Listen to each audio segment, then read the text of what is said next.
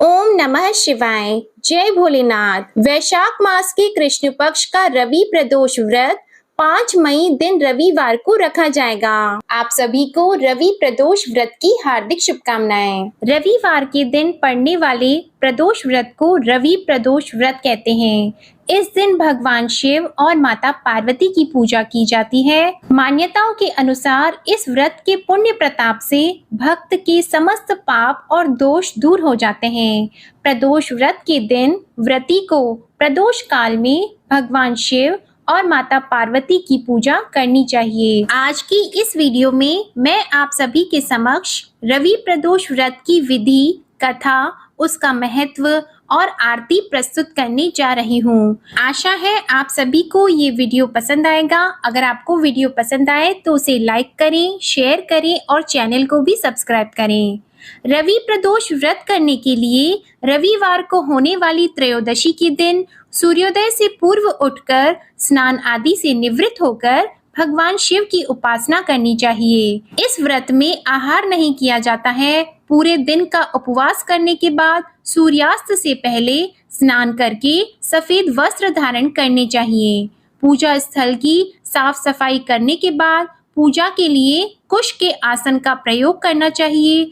पूजा की तैयारी करने के बाद उत्तर पूर्व दिशा की ओर मुख करके भगवान शिव की उपासना करनी चाहिए। ओम नमः शिवाय। भगवान शिव के इस मंत्र का जाप करते हुए शिवजी का जलाभिषेक करना चाहिए। प्रदोष व्रत के महत्व में रविवार को पड़ने वाले प्रदोष व्रत और पूजा से आयु वृद्धि तथा अच्छा स्वास्थ्य प्राप्त किया जा सकता है। रविवार को शिव शक्ति पूजा करने से दाम्पत्य सुख भी बढ़ता है। इस दिन प्रदोष व्रत और पूजा करने से परेशानियां दूर होने लगती हैं। रवि प्रदोष का संयोग कई तरह के दोषों को दूर करता है। इस संयोग के प्रभाव से तरक्की मिलती है। इस व्रत को करने से परिवार हमेशा आरोग्य रहता है, साथ ही समस्त मनोकामनाएं भी पूर्ण होती हैं। अब आप सुनिए रवि प्रदोष व्रत की कथा। एक समय सर्व प्राणियों के हितार्थ परम पावन भागीरथी के तट पर ऋषि समाज द्वारा विशाल गोष्ठी का आयोजन किया गया। इस सभा में व्यास जी के परम शिष्य पुराण वेता सूत जी महाराज हरि कीर्तन करते हुए पधारे। सूत जी को आते हुए देखकर शौनक आदि ऋषि मुनियों ने खड़े होकर उन्हें दंडवत प्रणाम किया। महाज्ञानी सूत जी ने भक्ति भाव से ऋषियों को हृदय से गले लगाया और आशीर्वाद दिया। विद्वान ऋषिगण और सब शिष्य आसनों पर विराजमान हो गए। शौनक आदि ऋषि ने पूछा, हे पूज्यवर, कृपया करके यह बताने का कष्ट करें कि मंगलप्रद कष्ट निवारक यह व्रत सबसे पहले किसने किया और उसे क्या फल प्राप्त हुआ। श्री सूत जी बोले, आप सभी शिव के परम भक्त हैं। आपकी भक्ति को देखकर मैं वृत्ति मनुष्यों की कथा सुनाता हूँ। ध्यान से सुनो। एक गांव में अति दीन ब्राह्मण निवास करता था। उसकी साध्वी स्त्री प्रदोष का व्रत किया करती थी। उसका एक ही पुत्र रत्न था। एक समय की बात है, वह पुत्र गंगा स्नान करने के लिए गया। दुर्भाग्यवश मार्ग में उसे चोरों ने घेर लिया और वे कहने लगे कि हम तुम्हें नहीं मारेंगे, परंतु तुम्हें अपने पिता के गुप्त धन के बारे में हमें बताना होगा। बालक दीन भाव से कहने लगा, हम तो अत्यंत दुखी दीन हैं, हमारे पास धन कहाँ है। तब चोरों ने कहा कि तेरी इस पोटली में क्या है। बालक ने निसंकोच कहा, मेरी माँ ने मेरे लिए रोटियां दी हैं। यह सुनकर चोरों ने अपने साथियों से कहा कि हे साथियों, यह बहुत ही दीन दुखी मनुष्य है, हम इसको नहीं लूटेंगे, हम किसी और को लूटेंगे। इतना कहकर चोरों ने उस बालक को जाने दिया। बालक वहां से चलते हुए एक नगर में पहुंचा। नगर के पास एक बरगद का पेड़ था। वह बालक उसी बरगद के वृक्ष की छाया में सो गया। उसी समय उस नगर के सिपाही चोरों को खोजते हुए बरगद के पेड़ के पास पहुंचे और बालक को चोर समझकर बंदी बनाकर ले गए। राजा ने उसे कारावास में बंद करने का आदेश दिया। ब्राह्मणी का लड़का जब घर नहीं लौटा तब उसे अपने पुत्र की बड़ी चिंता हुई। अगले दिन प्रदोष का व्रत था। ब्राह्मणी ने प्रदोष व्रत किया और भगवान शंकर से मन ही मन अपने पुत्र की कुशलता की प्रार्थना करने लगी। भगवान शंकर ने उस ब्राह्मणी की प्रार्थना को स्वीकार कर लिया और उसी रात राजा को स्वप्न में दर्शन देकर आदेश दिया कि यह बालक चोर नहीं है, उसे प्रातःकाल छोड़ दें, अन्यथा तुम्हारा सारा राजपाट नष्ट हो जाएगा। प्रातःकाल राजा ने शिव भगवान की आज्ञा के अनुसार उस बालक को कारावास से मुक्त कर दिया।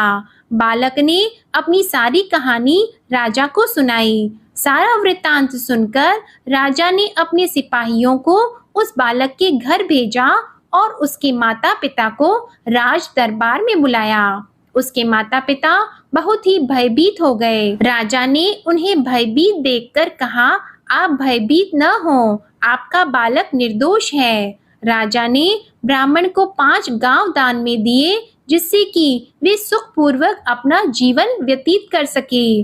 भगवान शिव की कृपा से ब्राह्मण परिवार आनंद से रहने लगा। इसलिए जो भी मनुष्य रवि प्रदोष का व्रत करता है वह प्रसन्न और निरोग होकर अपना पूर्ण जीवन सुखपूर्वक व्यतीत करता है। जय शिव शंकर। ओम नमः शिवाय। जैसे आपने ब्राह्मण के जीवन में खुशियां तथा उन्हें निरोगी काया प्रदान की, उसी प्रकार रवि प्रदोष की कथा सुनने अथवा पढ़ने वाले सभी मनुष्यों पर अपनी कृपा बनाए रखना। ओम नमः शिवाय। अब आप सुनिए भगवान शिव की कथा। बहुत समय पहले वाशकल नामक गांव में बिंदुक नाम का एक ब्राह्मण रहता था। वह अधर्मी, दुरात्मा और महापापी था। उसकी स्त्री बहुत सुंदर थी। उसका नाम चंचुला था। वह सदा उत्तम धर्म का पालन करती थी, परंतु बिंदुक वैश्यागामी था। इस तरह कुकर्म करते हुए बहुत समय व्यतीत हो गया। उसकी स्त्री काम से पीड़ित होने पर भी सधर्म नाश के भय से क्लेश सहकर भी काफी समय तक धर्म भ्रष्ट नहीं हुई, परंतु आगे चलकर वह भी अपने दुराचारी पति के आचरण से प्रभावित होकर दुराचारी और अपने धर्म से विमुख हो गई। इस तरह दुराचार में डूबे हुए उन पति पत्नी का बहुत सा समय व्यर्थ बीत गया। वैश्यागामी दूषित बुद्धि वाला वह दुष्ट ब्राह्मण बिंदुक समय अनुसार मृत्यु को प्राप्त होकर नरक में चला गया। बहुत समय तक नरक के दुखों को भोगकर वह मूढ़ बुद्धि पापी विंध्य पर्वत पर भयंकर पिशाच हुआ। इधर उस दुराचारी बिंदुक के मर जाने पर वह चंचुला नामक स्त्री बहुत समय तक पुत्रों के साथ अपने घर में रहती रही।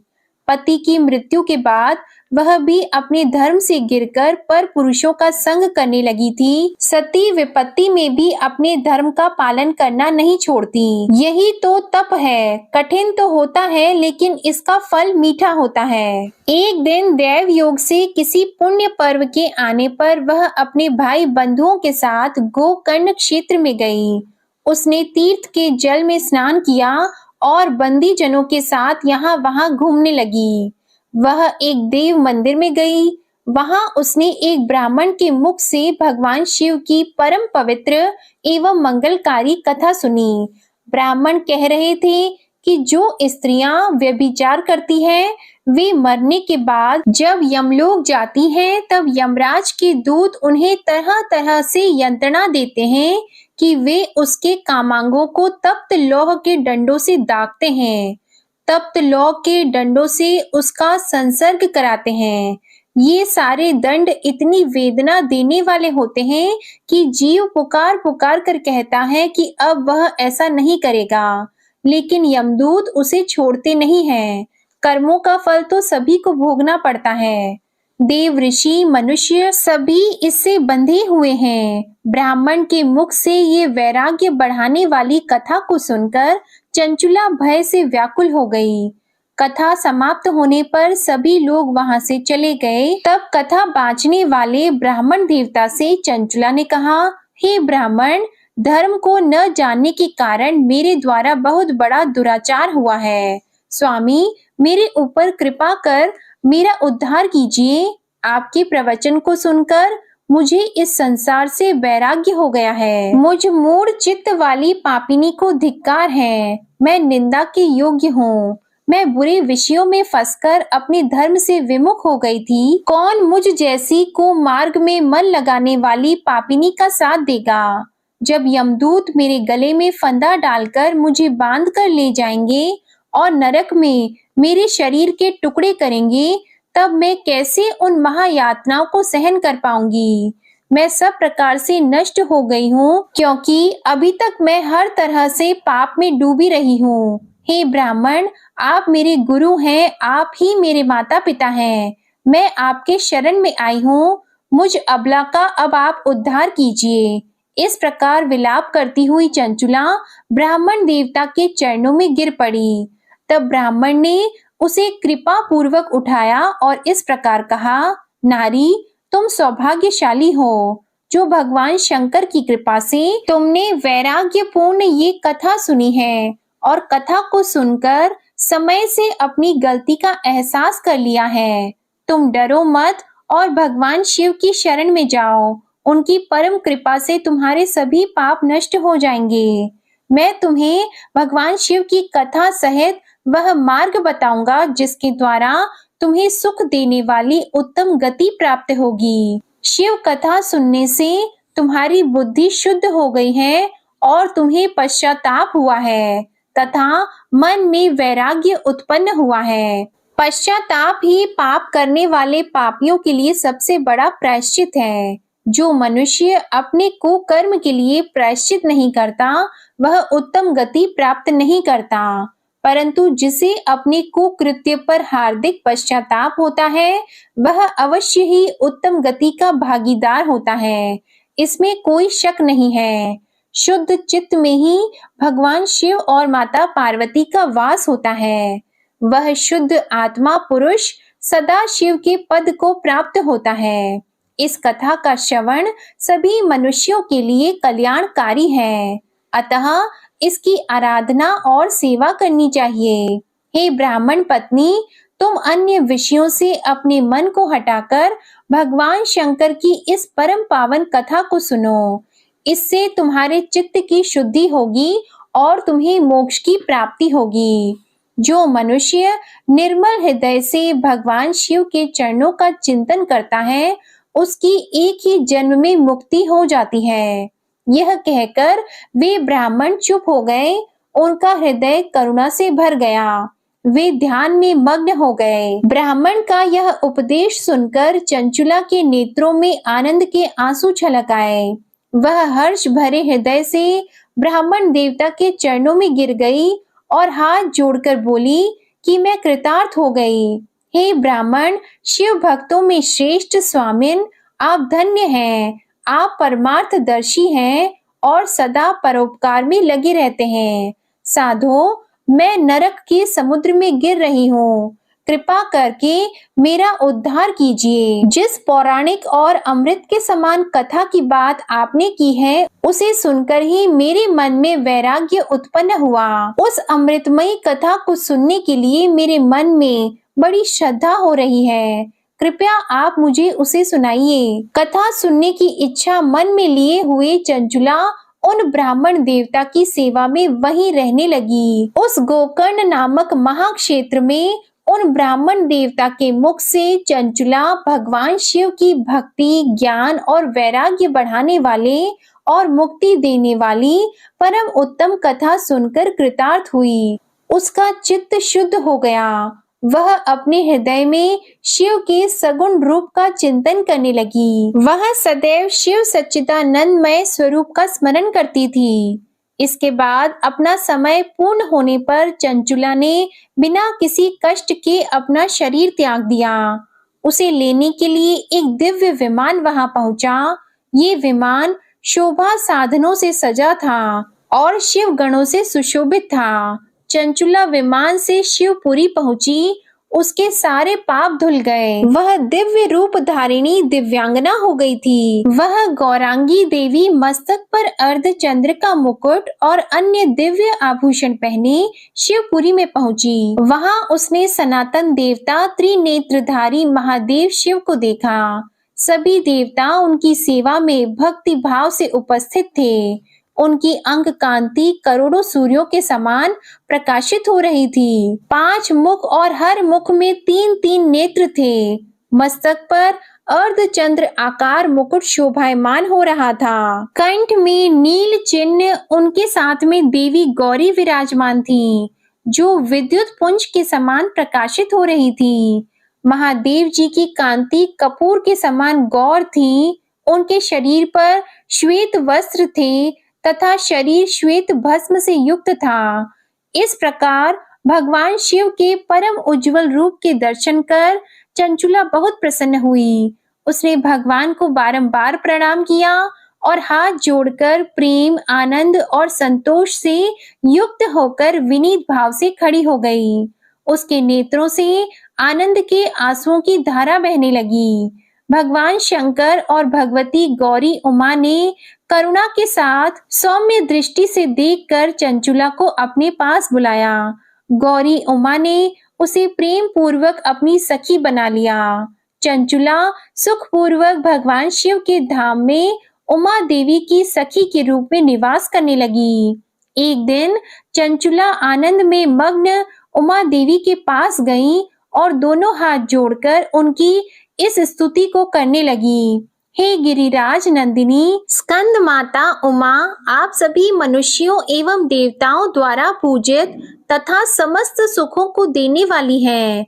आप शंभु प्रिया हैं, आप ही सगुणा और निर्गुणा हैं। हे सच्चिदानंद स्वरूपा, आप ही प्रकृति की पोषक हैं। हे माता, आप ही संसार की सृष्टि, पालन और संहार करने वाली हैं। इस प्रकार सद्गति प्राप्त चंचुला देवी की स्तुति कर शांत हो गई। उसकी आंखों में प्रेम के आंसू उमड़ आए। तब शंकर प्रिया भक्त वत्सला उमा देवी ने बड़े प्रेम से चंचुला को चुप कराते हुए कहा कि सखी चंचुला, मैं तुम्हारी इस स्तुति से प्रसन्न हूँ। बोलो, क्या वर मांगती हो? तब चंचुला बोली, हे गिरिराज कुमारी, मेरे पति बिंदुक इस समय कहाँ हैं? उनकी स्थिति कैसी है, मुझे बताइए और कुछ उपाय कीजिए ताकि हम फिर से मिल सकें। हे महादेवी, मेरे पति एक शूद्र जाति वैश्या के प्रति आसक्त थे और पाप में ही डूबे रहते थे। गिरिजा बोली, बेटी, तुम्हारा पति बिंदुक पापी था, उसका अंत बड़ा भयानक हुआ।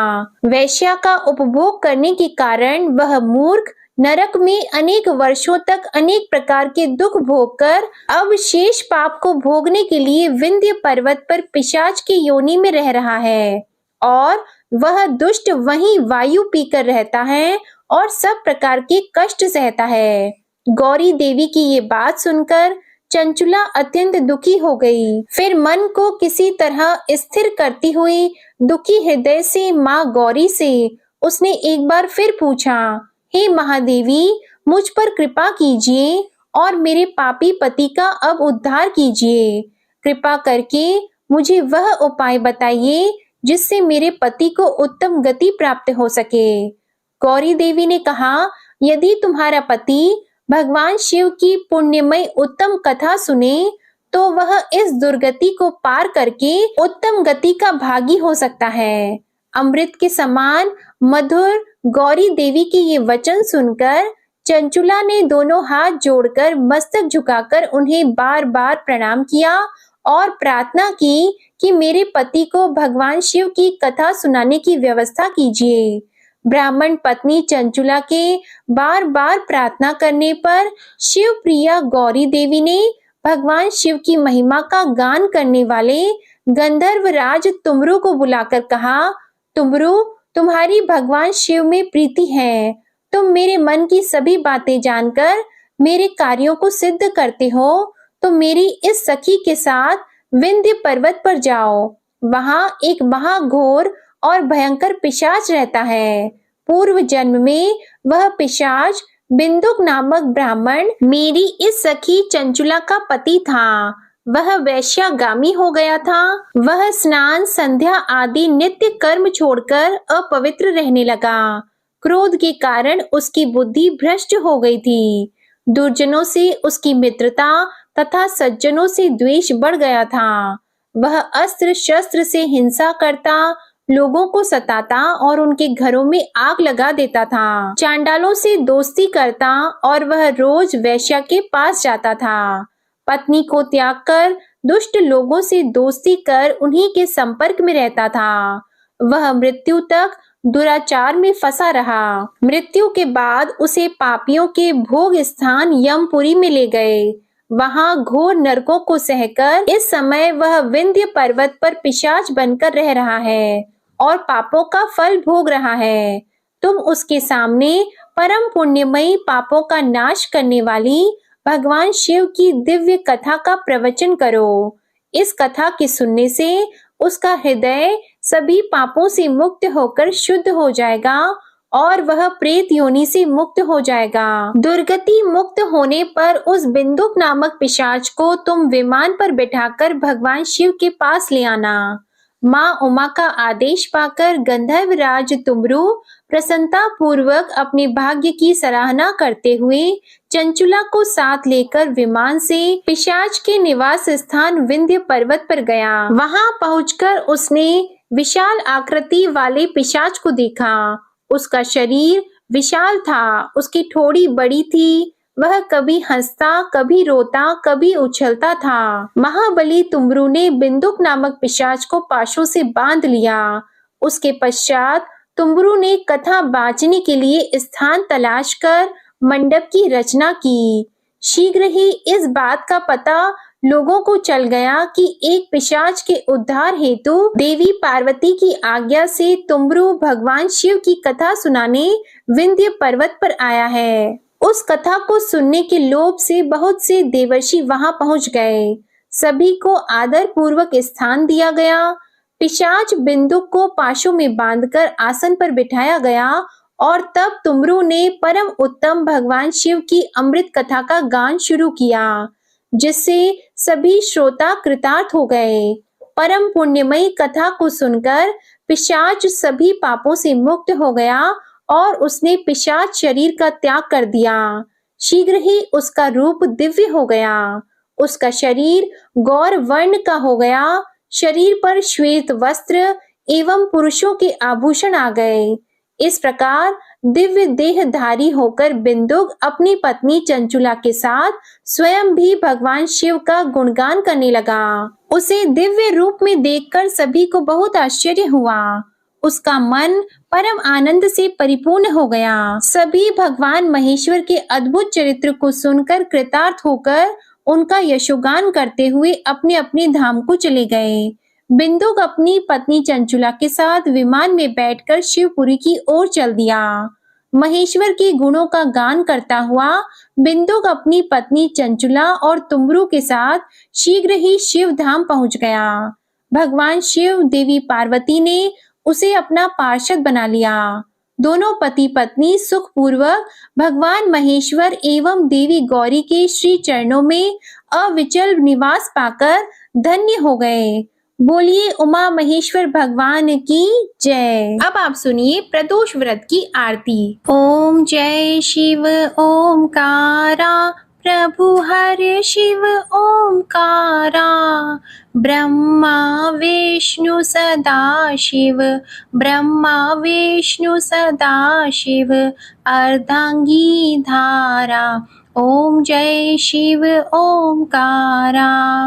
एकानन चतुरानन, पंचानन राजी, स्वामी पंचानन राजी। हंसासन गरुड़ासन, हंसासन गरुड़ासन। वृषवाहन साजी, ओम जय शिव ओमकारा। दो भुज चार चतुर्भुज, 10 भुज अति सोहे, स्वामी 10 भुज अति सोहे। त्रिगुण रूप निरखते, त्रिगुण रूप निरखते। त्रिभुवन जन मोहे, ओम जय शिव ओमकारा।